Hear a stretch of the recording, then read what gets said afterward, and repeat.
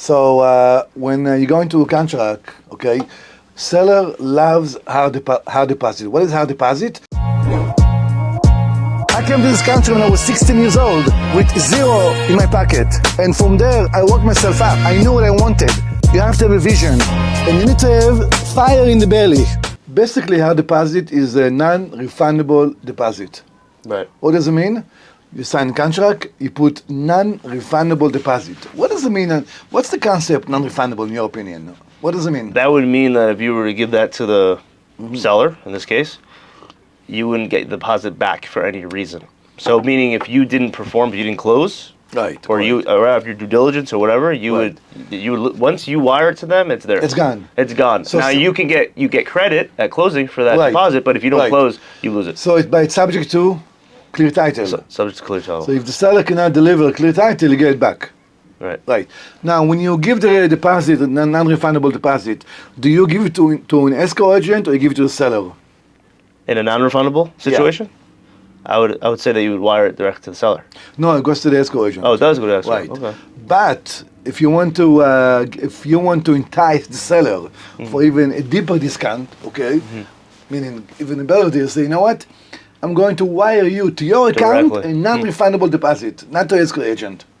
Now, what's the difference? Where is the money safer, escrow agent or the seller? Of course, escrow agent. Escrow agent. Right, because you're dealing with a third party. Right, exactly. So once the money goes to seller, it's gone, it's finished. You don't see it again, and you're gonna have to sue him, even if he doesn't deliver clear title. Sometimes, some cases I've seen where buyer had to sue a seller to get back their money, because at the end of the day, seller has the money. Okay, he doesn't have to give it back. Obviously, after a situation, if title is not clear, he needs to give it back by law. Right. Yes, right. So why we even why not? So soft deposit is basically refundable deposit. Yes, refundable based on inspection period or based on mortgage, right? So why give a non-refundable deposit? Entices the seller For what? to make a deal. Right. That's correct. So I want to explain. During 2020, 2021, maybe even 22. No deal in South Florida or the state of Florida in general will take place, talking about large deals, 200 units, 300 units, without hard deposit. 2021. Yeah.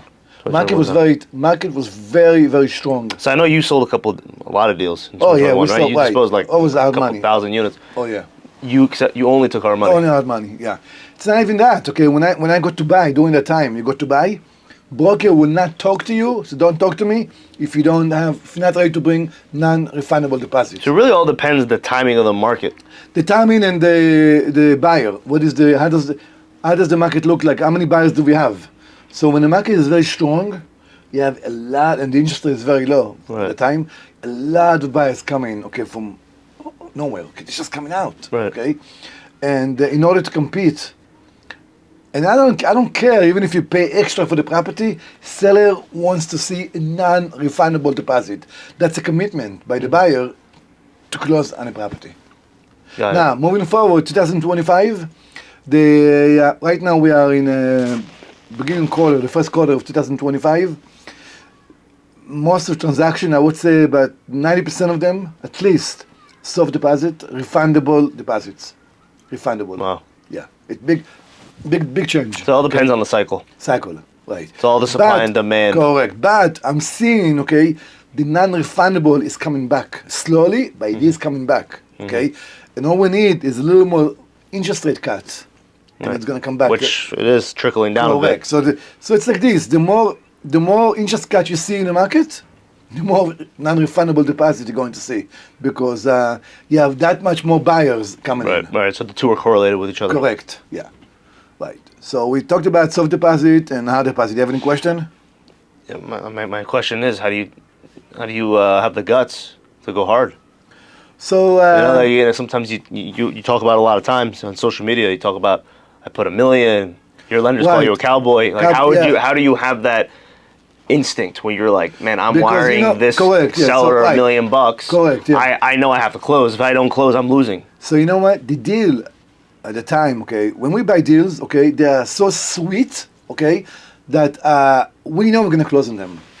We know we're qualified. We know we're gonna get the money. We know we're going Because to, of your experience, obviously. my experience, my resume, my whole operation. Okay, and I know. Okay, the deal is so good. Okay, that we are gonna close on it. And I also know. Okay, if I don't give my non-refundable deposit, I'm not going to win the deal. So where does it leave us? Right. Right? Right. Do we want to go non-refundable? No, nobody wants to do that. No one does, okay? Right. But you need to entice the seller. Right. Even if you give $25K, $50,000, it shows a good faith by Right. the buyer. Here, this guy's serious. Right. So at the end of the day, okay, knock on wood, okay, 25 years, okay, here at Coastline, which is now EM Equity, we did not lose one dime, okay, going non-refundable. Wow. Thank you. That's incredible. Yeah. We always became close. Right. But we always able to Always executed at the end always of the day. execution. Right. That's the name of the game. Right. Right. So that's important. And like, let's say the average person, right? Let's say I'm a young guy, right? I want to buy my own deal. It's going to be smaller than what you buy, but I want to buy, let's say, 10 units, 20 units, and the guy, the seller's asking me, you know, you got to put at least 100K hard. non-refundable. Yeah. Don't do it. I wouldn't do it. No. The non-refundable come to play most of the time when it comes to 200, 300 units in a bigger deal. So on the larger 20, scale, 20, 30, 40, right. so on the larger scale, you're Correct, saying yeah. that the sellers ask for the non-refundable. That's correct, yeah. Now, in the smaller scale, if you buy 20 units, okay, and if the price is that good, if you know that you're buying it on a dip, and you understand from day one, without doing anything, you know, there's a big upside, okay, you might want to put it on refundable to win the deal. But most of what we see out there right now, okay, I see a lot of a market deal. Now, I'll give you an example. Like, as I was driving today, I saw a property in one of the Trump Towers in Miami. Okay, the price went down by $1 million price cut. $1 million price cut, okay? They're asking, I think, 3-bedroom was 2.7, went down to 1.7. Is it a good deal? Depending on what the comps are saying in the area. So, But correct. assuming a $1 million price cut, Yeah, they're- $1 million they're- price they're cut is motivated big. to sell. Correct, They're yeah. definitely motivated. The problem is, it's a great deal, okay, the $1 million cut, okay? Here's the problem, okay? Don't expect to buy the property, even though there's $1 million price cut and the comps are much higher, and now you pay $1 million less. It doesn't mean tomorrow you're gonna flip it and make $400,000 or $500,000. You might have to wait 6 months to a year Right. until you flip it, okay? But you will make money. Right. However, you have to make sure you have the interest reserve, okay, to pay the mortgage every single month. Right, to be able to carry the costs Correct. every single month. So Right. just because there is a price cut, it doesn't mean it's a good deal. Right. It's a good deal potentially if you're able to carry for the next 6 to 8 months, maybe Right. even a year. Right. Right. Right. Then the next thing I wanted to talk about is Actually, I have a quick question. please. Right. If you're a seller and I offer you hard money with a lower price versus another buyer who's giving you a higher price but no hard money, which would you prefer? What would you prefer as a seller if you're selling me a deal? So number one, how much hard money is that? Is that substantial? Significant. Let's say let's say a $30 million deal, right? Let's just say you're buying for 100 a door, $30 million, right? You know, I'm offering you $500,000 deposit. And you have another offer for But there's another offer for 35 on the table.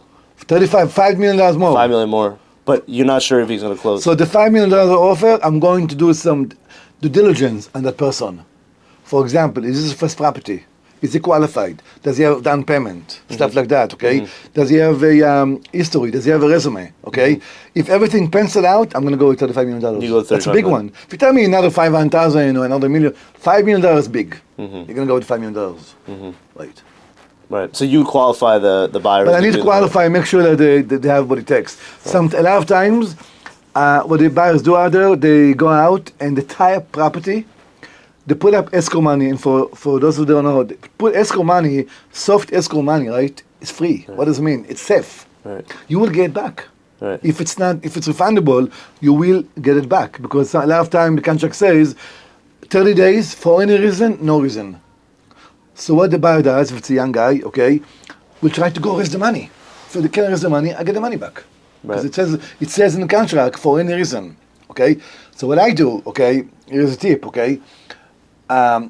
If you do sign a contract and you give soft deposit allowance right in the contract, don't tell him, you can cancel the contract for any reason, no reason, okay? I want to see what you did. I want to see a report. Cancel the contract, okay? Let's say if there's a bad roof, bad inspection report, and give me a chance, okay, to fix.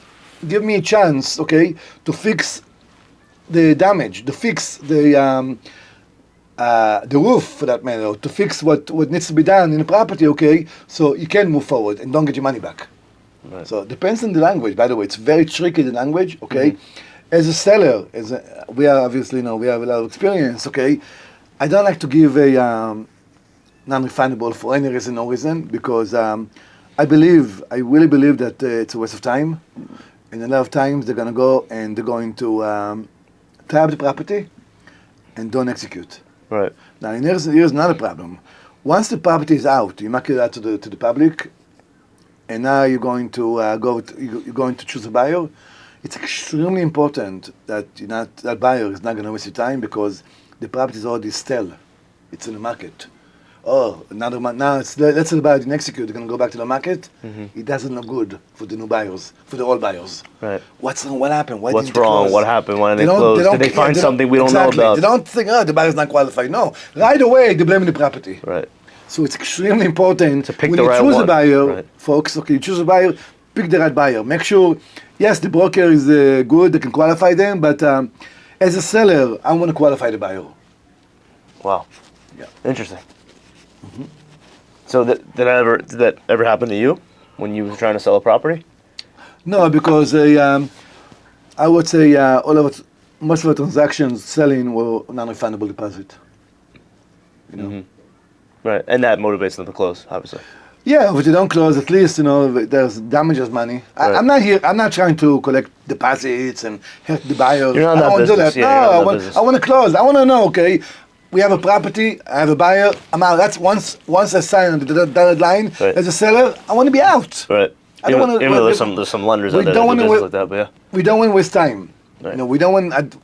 Number one thing, the seller does not have the time to waste. That's the key. The key is not to waste time. Right. That's important. Right. All right. The next thing is, one more thing I wanted to talk about is Vantage. So The year build. Year build. So as we all know, the state of Florida, okay, is a lot of properties. I'm not talking about condos, right? Condo too, by the way, for that matter. But we're not dealing with condos, okay? We're dealing with communities, right? From South Florida, Central Florida, North Florida, and there's like thousands and tens of thousands, I wouldn't say hundreds of thousands of units, okay?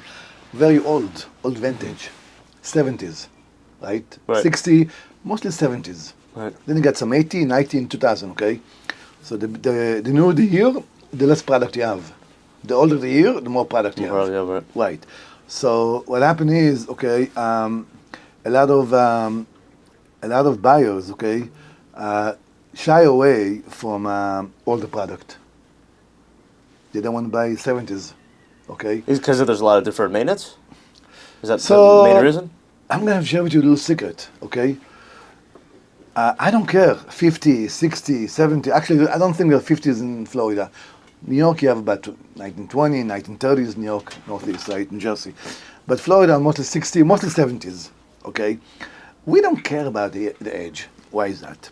We're not looking to buy C property, okay, and get comfortable, okay, with cash flow.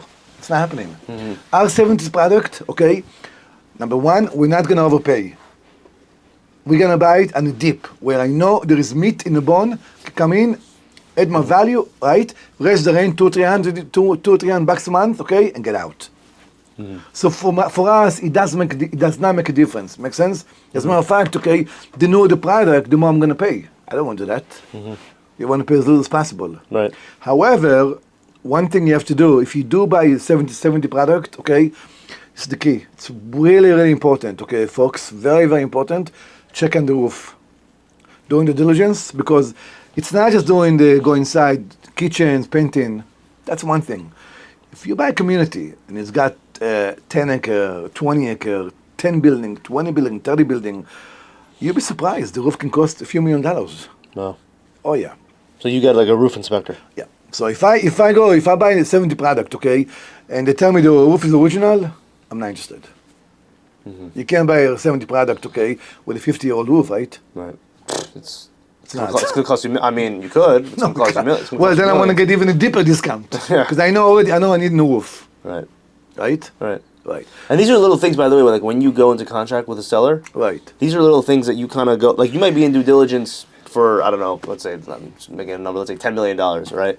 And then you find these issues with the property, and you say, "Hey, we need a price reduction for this. We need a price reduction for that." You start being. You Of start course, being nitty-picky. my intention is not to beat up a seller because I'm a seller too. I don't want to get beaten up. And you know what?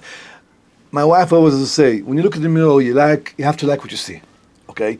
So when I go into a contract, okay, I sign a contract. I did my due diligence already, okay, and I didn't do my due diligence. I didn't go into a contract with the idea I'm gonna ask for a discount, okay. I'm gonna go through the motion, and after the 30 days, let me ask for a discount. Okay, it's free to ask, okay, but it's a bonus, okay. But I have to be comfortable, very comfortable, what I signed in the first time around, and I will check the roof though.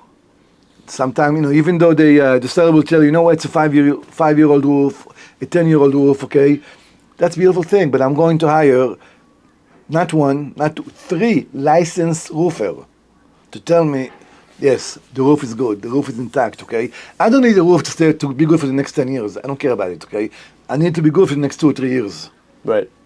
So when I go out and I flip it, okay, I want to be able. I don't want to deal with roofs issue, okay. Doing the operating the property. And by the way, this is what they have heavy lifting or light lifting to a property. A heavy lifting, for example, okay, it has to do with roofing, painting, curb appeal, okay, big number for the outside. Never mind the inside. The inside you're always going to have to do Interior renovation. interior renovation, call it lipstick. Right. Right.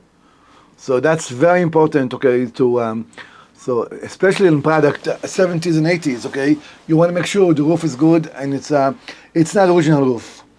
Most of 90% of the time, even more, okay, the roofs are not original. Sellers have changed it already a couple of times, whoever owned it, because it's not in Florida. Roof lasts not more than 20 years, I want to say. 20 years. 25 years max. Max. Right. But a lot of these deals that you buy are at least 20 years old. The roof, right? How many? If you buy a deal, how many times if they're built They've changed the roof at least one time. once or twice in that case? Maybe even no? twice. Right? Yeah. Right. But one time we bought a property with about 200 in Tampa, okay, and it was a bad roof. It was a bad roof over a bad roof. They put new roofs over a bad roof. We had to do the whole roof. Is that River Point? River Point. River Point. Yeah. See, I know that. I remember. So Right. it's extremely important, okay, doing the diligence, okay, to check that. And again, for all the brokers out there that you can't find buyers for 70 products, okay, we are your buyer. We buy 70 products all day long, but for the right price. Right. We can't overpay. Right. Right.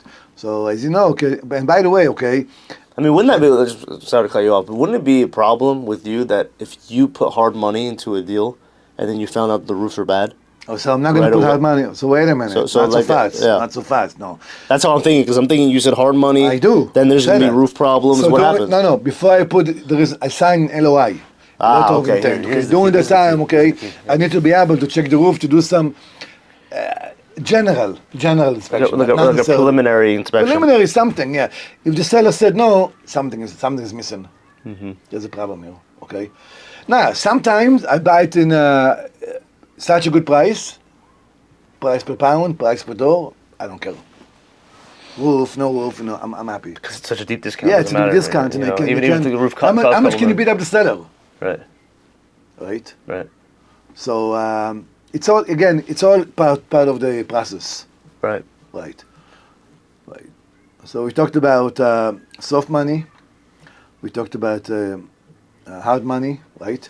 We talked about 70 product. One more thing about 70 product, okay, mention, okay, is that a lot of lender, okay, unfortunately, they shy away from 70 product. That's another problem, and it's not getting any better, okay. So you might pay a little bit extra in interest, okay, maybe a little bit extra in loan to value. So the deal has to be very sweet when it comes to 70 product. Okay, because otherwise, okay, you may get stuck holding a bag. And definitely, I would not. I highly recommend not to go hard on the 70 product. Soft money, only soft money. Unless, again, if the deal is really, really sweet, okay, I don't see them there. I mean, it's a lot of deals are sweet. Not there is meat in the bone, okay, but it's not deep enough to put non-refundable. Not deep enough in discount. Right. Right. Makes sense. Right. So 70 product, okay, are becoming more difficult. Then 80 product are next in line, okay. So far, lenders are okay with 80 product, and buyers still like 80 product, okay. That's gonna change too, but not right now. Okay. And then you have 90/90, and of course you have the newer product. My all-time favorite is the newer product. The problem with the new product, your upside, okay, is instead of being like this, it's like this. Okay. However, okay, it's like a coupon book. You're clipping coupons. You know, you gain your money, you gain your returns, and it's cash flowing, and your capex, your innovation, okay, is that much little, very little. Right. Not much to do. All you have to do is why do I like the new product? Because a lot of them, all you have to do is lease burn off. Lease burn off. What is lease burn off? Yeah. When you can raise the rents every single year and there's no capex really all necessary. you have to do, go paint it and clean it. That's it. Normal turnover costs. Normal turnover costs, part of the operating, and boom, your rent goes up. Right. Because people always need a place to live, you know, it's the same old story, and Florida is just getting more people than people living out of state. Right. Like if I were to ask you and I'm like, how much do you want to bet that rents today will be less than it is in 10 years? You'd say, of course. Of course, right? absolutely. 10 years, it's going to be a lot more than what it is today. Oh yeah, but I gotta tell you, I'm more bullish on Central and North Florida, because right now, if the average rent in Miami is $2,500, At least, yeah. at least maybe close to pushing 3,000, Could be. it's that much harder to go up. So the average rent in Central Florida or North Florida, okay, is at least it's maybe 1,800 to 2,200. You have a lot of room to go up. Right. So the trend is a lot of people are moving from South Florida to Central Florida with the idea, working from home, okay? Right. Because if you don't have a punch cloud, it can be anywhere. Right. And it's still in Florida. I mean, it makes sense in Miami. An example would be like Brickell, all the financial it's like the financial district of the whole Miami. It's becoming like New York. So all those top tier jobs, right? Those financial jobs that are now the white collar jobs. That's going to raise the rent over time. Right. The more of these companies that keep coming here, you're attracting that demographic. And by the way, there is a lot of room to move right now. A lot of room. But because after COVID, okay, everything went up and then it started to drop. Real estate went soft last couple of years. The rent in Brickell did not go up as much.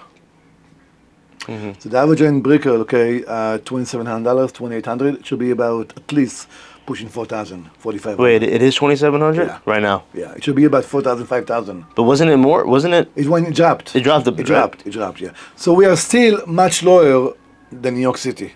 Right. That's for sure. What does it mean? There's a lot of room. It's gonna go up. It's going to pick up eventually and go higher. Right. It's a fact. It's a matter of time. Right. So there is a lot of room to go there, absolutely. But right now, with the timing, it's a little bit more. It's easier to raise rent, in my opinion, in Central Florida, or it's easier. Let me put it this way, okay? C property in South Florida, where the average rent is under 2,000, it's easier to raise rent if the average rent is 3,000. It's that simple. Right. Because you have more working force people than. Right. Plus, Florida is just growing as a state. Correct. It's a positive net migration. Exactly. Every day. Right. So we talked about soft deposits. We talked about hard deposits. We talked about 70s products and 80s. Do you have any question? I think we went over a lot today. We did. Yeah, we did. Okay, so next week we are going to cover. Okay, you buy a property. Okay, now what? You close on the property. What's next? What happened next? Do you keep the old management? Do you get new management? So I'll just give you a tip. Okay, when you close on a property, you're coming in. For us, okay, at Coastline or EM Equity, everybody starts at 10, at 100, okay? People, what does it mean? Everybody's staying. They get a grade, call 100, okay? Can they keep it? Can they keep that grade, okay? Make sense? Yeah. And then we watch them, and then if we have to, unfortunately, a lot of times you have to change management because they're used to old management. So the old management in a current property, right before you close on a property, the current owner, they don't push rent so much. So as a new manager, as a new owner, okay, our job is to push rent. Now, why do we want to push rent? That's how we make money, gotta pay the mortgage. Right. We're not buying property because we know we like what's happening. We want to take it to a next level. That's what we call next level. There you go. Yeah. But we don't fire people. You know, we love to give everybody a chance. And with us, our organization, everybody starts at 100. They have to keep it. Gotta keep it. Thanks for coming. Okay. If you guys have any comments about what we talked about today, drop it in the comment section. And if there's a comment that you want us to talk about, a certain topic, drop it in the comment section. Please. We'll hopefully address it in the next video. Go ahead. And please subscribe on YouTube channel. It will help us a lot. Okay, we are paying forward to the world, and also press like. Really help us a lot. Thank you again.